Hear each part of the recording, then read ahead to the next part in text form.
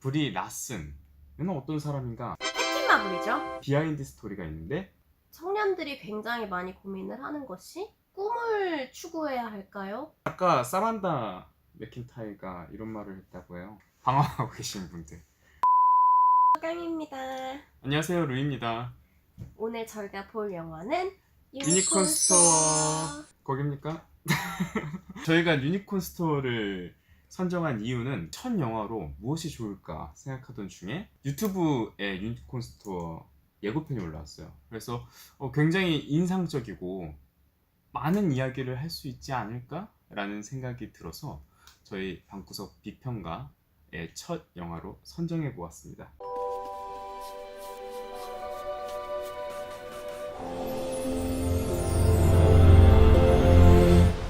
재능을 꽃피우지 못하고 미대를 중퇴하게 된 키트라는 여주인공이 저는 꿈만 쫓으면서 살지 않고자 일반 회사에 취직을 하게 되고 그런 그녀 앞에 유니콘을 판매한다는 어떤 신비한 상점이 나타나면서 이야기가 전개되는데요.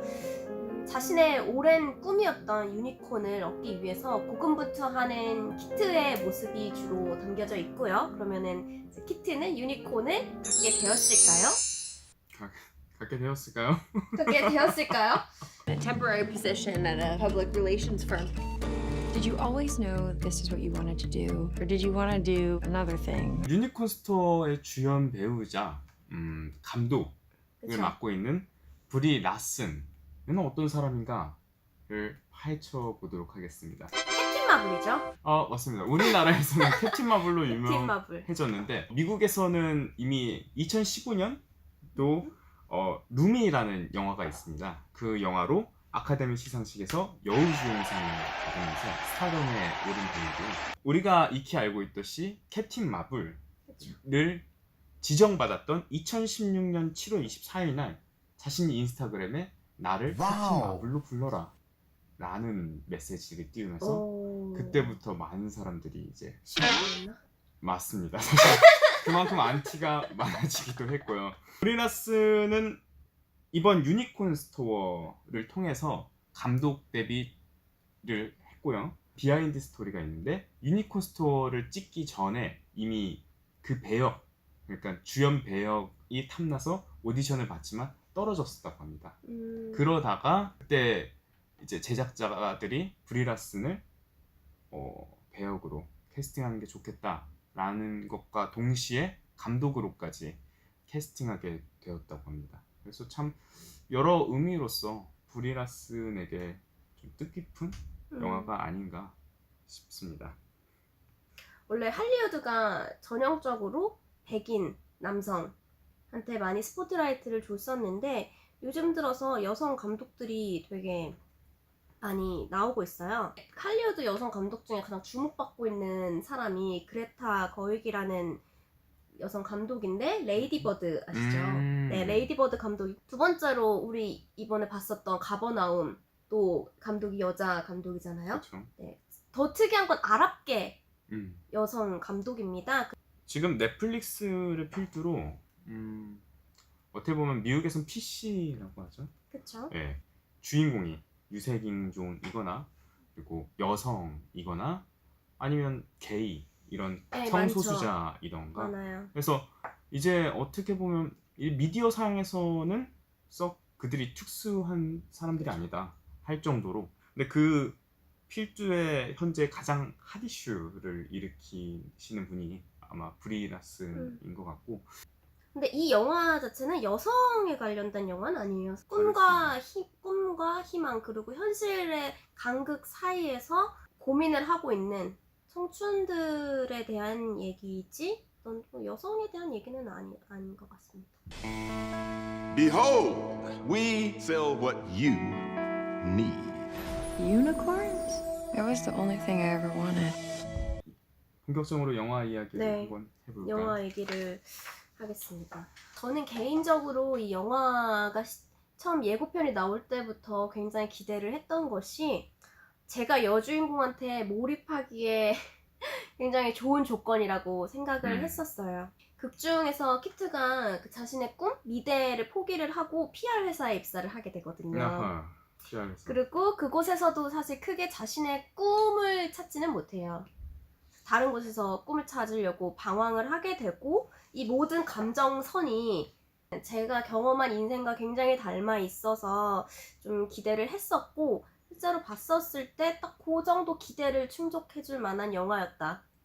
저는 좋았어요. 저는 좀 색감이 강한 음, 것들을 좋아합니다. 그쵸. 예컨대 쨍한 것들. 아주 쨍한 영화를 볼 수 있으실 겁니다. 무지개가 등장하잖아요. 그 무지개의 배치와 그리고 그 빛감들이 대체적으로 이제 무지개를 닮은 빛감들이 쫙 나오는데 굉장히 적재적소에 잘 배치되고 그것을 잘 쏴준 것 같아요. 이제 배역들이 말을 하지 않아도 우리가 그 빛으로 그들의 심경 변화를 좀 잘 알 수 있는 대목이 몇 개 있지 않았나. 또 저는 의상이랑 색상을 굉장히 이 영화의 메시지를 표현하는데 잘 사용을 했다고 생각을 했던 게, 그 키트가 회사에서 일을 할 때는 정말 촌스러운 회색빛 정장을 계속 착용을 하고 있고, 뭔가 이 유니콘과 관련된 본인이 진짜 즐거워서 하는 일을 할 때 옷차림을 보면은 다 총천연색의 아이스러운 복장들을 많이 하고 있어요. 영화 전체적으로 판타지적인 요소가 강하기 때문에 그런 색깔들을 이제 많이 사용을 했던 것 같아요. 우리나라 사람들은 좀 이제 공감을 하지 못하는 요소들이 있을 수도 있다. 정원에서 무언가를 만들 수 있거나 지하실의 풍경. 근데 이게 되게 슬픈 거죠. 왜냐면 한국 사회에서 나는 지하실이 없어. 그쵸, 나만의 공간. 이 여러분들은 있으셨습니까? 저희는 없었는데 그러다 보니 이 영화 속에서의 인물이 조금 어떻게 보면 우리랑은 조금 괴리가 있지 않나, 그런 행동이. 하지만 전반적인 표현의 요소는 마치 동화책처럼 꼭 우리가 이솝 우화 속의 동물이 아니어도 그 이야기를 받아들일 수 있듯이 사실 그런 요소는 크게 전 장애물이 되진 않았다라고 생각해요. 저는 이 속에 나오는 그 유니콘이라는 존재가 꿈의 메타포라고 생각을 했고, 유니콘이 마지막까지 등장을 할까? 정말? 아니면은 그냥 어떤 정말 상징적인 걸로 남을까? 확실히 그 보이지 않는 메타포 때문에 더 집중이 됐던 것 같아요. 그리고 그 감정이입도 됐고. 마지막까지 동심을 놓지 않았다는 거? 그 부분에서 좀 판타지를 놓지 않았다는 것에서 꽤 괜찮은 평가를 하고 싶었고, 이 영화의 핵심이 결국 그럼 제가 처음에 실패자로 보이는데 회사에서나 어디서나 능력을 발휘해서 성공을 하게 되느냐? 뭐 이런 거에 초점을 맞추는 영화가 아니라, 그 꿈이라는 것을 다시 한번 자기가 막 이걸 갈구하기 위해서 노력하는 그 과정 자체에 초점이 있는, 그 감정선 자체에 초점을 놓고 있는 영화라는 생각을 들어서 좀 좋다고 생각을 했어요. 그리고 사실 저는 모든 사람들이 다 평생 동심을 가지고 살아갈 수 있는 권리는 있다고 생각을 해요. 꼭 뭐 현실과 타협을 해야지만 어른이 되는 건 아니잖아요. 그리고 그런 것을 찾아 나서는 게 행복하기 때문에 굳이 많은 것들을 달관하면서 사는 그런 초인적인 인간이 되고 싶어 하는 생각이 없기 때문에. 방금 전에 말했던 거가 그런 것 같아요. 그거를 추구하는 것 자체가 행복이라고 했을 때, 저는 여기서 아까 말했듯이 얘가 성공하고 뭐 유니콘을 얻고 말고 이런 것보다도 유니콘을 가질 수 있다는 그 희망 하에서 굉장히 행복해졌거든요. 그런 게 이 영화가 주는 어떤 메시지가 아닐까라는 생각이 좀 드네요. 저 같은 경우는 이제 PR 회사가 나왔다고 그랬잖아요. 그 PR 회사와 이 유니콘 하우스를 만드는 어떤 행위가 굉장히 대척점을, 이제 대치를 이룬다라는 거 저는 생각하거든요. PR 회사는 남의 의뢰, 꿈을 내가 대신 생각해 줘야 되잖아요. 그러다 보니 그 추진력이 무언가 좀 강하지 못할 수가 있다. 지금 이런 발언 피아노 사이에 있는 분들은 굉장히 진심으로 존경합니다. 이 정도로 어려운 일을 하시고 계신 분들이니. 유니콘 하우스는 온전히 자신의 동심 그리고 자신의 어떤 내면 속에 있는 꿈을 위해서 하는 행위잖아요. 그래서 난 이런 것을 처음 해보지만 굉장히 즐겁다 라는 말들을 많이 해요. 이제 또 대사 속에서 나오는데 크리스찬들은 예수가 있다고 믿으면서 어차피 예수가 없는데도 불구하고 우린 그들을 지지한다. 그런 사람들이 있기 때문에. 근데 왜 내가 유니콘이 있다는 건 다들 이상하게 보는지 모르겠다 라고 이야기를 하고, 무지개도 마찬가지로 분명히 보이는데 우리는 무지개를 품는다 또는 무지개를 갖는다. 이것은 너의 허상이다. 아니 너도 무지개를 보았고 나도 무지개를 보았는데 왜 그것이 허상이냐 라는데, 문제는 이 사회는 그런 것들을 온전히 받아들이기는 썩 그렇게 포용적이지 못하다. 그런 것에 대해서 좀 질문을 던진 것 같았어요. 저는. 보통 너의 꿈이 뭐니?라고 물었을 때 보통 한국에서는 직업을 얘기하는 경우가 많죠. 그렇죠. 유니콘을 갖는 거요 라고 하면 이거는 되게 이상한 아이가 되는 걱정 거잖아요. 어린 눈으로 그쵸, 보세요. 어른들이. 어떡할까 얘. 근데 사실 저는 꿈은 허망하고 허황된 게 맞다고 생각을 해요. 그렇죠. 그러니까 꿈인 거고. 직업이 꿈일 수는 있어요. 하지만 이뤘을 때 그 성취감은 있겠으나 정말 내 인생에 행복했노라 이 정도의 의미가 다가올까? 청년들이 굉장히 많이 고민을 하는 것이, 저는 꿈을 추구해야 할까요? 아니면은 현실에 안주해야 할까요? 인 것 같아요. 저 역시도 했고, 그래서 다니던 회사를 그만두는 사례도 굉장히 많이 보았고, 답은 잘 모르겠습니다.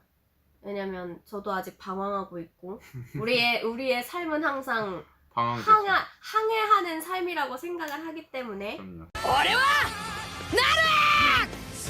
저는 그 과정에 초점을 맞췄으면 좋겠어요. 그것을 추구하는 삶이 행복하다면 누구도 뭐라고 할 자격이 없지 않을까요? Get out there and show us what you can do. Everybody needs some magic in their lives, even if they're all grown up. 이런 류의 영화가 사실 많죠. 좀 많죠. 좀 많고 대표적으로 디즈니와 픽사의 영화들이 그려왔죠. 월터의 상상은 현실이 된다랑 많이 유사한 영화라고 많이 유사하죠. 생각을 했어요. 그래서 그런 류의 영화를 좋아하시는 분이라면은 보셔도 좋을 것 같고, 인사이드 아웃이랑도 좀 비슷한 점들을 많이 발견을 했고, 저는 이 영화 종합적으로 봤을 때 3.5점. 3.5점. 청춘의 꿈과 현실을 간극에 다루는 영화들은 어떻게 해도 싫어할 수는 없는 것 같아요. 엄청나게 신선한 서사가 있었다던가 연출이 있지는 않았기 때문에 저는 한 3.7점. 사실 되게 좋았어요. 4점 영화일 수도 있을 만큼 좋았는데 경주마 같았어요. 너무 우직하게 밀고 가는 것이 장점일 수도 있겠지만 그거만 있었던 것 같은 느낌이 없지 않아 있어서, 신선한 연출이나 표현은 있을 수 있을지언정 그 전반적인 건 신선하진 않았다. 왜냐면 똑같은 것들이 많았기 때문에. 꿈이 있지만 지금 회사의 데스크나 책상에서 방황하고 계신 분들 꼭 한번 보시기 바랍니다. 저는 세상이 자신의 능력을 인정해주지 않고 혼자 외롭다고 생각하시는 분들이 한 번쯤 보셔도 좋을 것 같아요. 깡그시고 접니다. 꿈을 쫓으면서 어려운 길을 걷고 계신 분들, 힐링 영화로는 추천드리고요. 그 외에 좀 비현실적인 판타지 요소를 싫어하시는 분들이나 좀 유치하다고 생각하는 요소들에 대해서 알러지 반응이 있으신 분들한테는 좀 보지 않으셔도 괜찮습니다. 라고 말씀을 드리고 저게 싶습니다. 뭐야? 라고 할 만한 요소들이 너무 많아요. 네. 마지막으로 작가 사만다 맥킨타이가 이런 말을 했다고 해요. 여러분들의 꿈은 언젠가는 이루어질 수 있습니다. 뭐 브리 락슨도 자신의 꿈이 자신의 유니콘 감독이었는데 감독은 이뤘고 이뤄서 보냈더니 더 큰 유니콘이 나타났다. 캡틴 마블이었죠. 여러분도 여러분들만의 어떤 유니콘을 찾을 수 있는 찾으시기 바랍니다. 찾지 않아도 괜찮아요. 그 찾으러 찾는 가면 되는 거예요. 과정만으로도 행복할 것 같아요. 여러분 다음에 봐요. 좋아요 구독하기. 눌러주세요. 바이바이. like you before.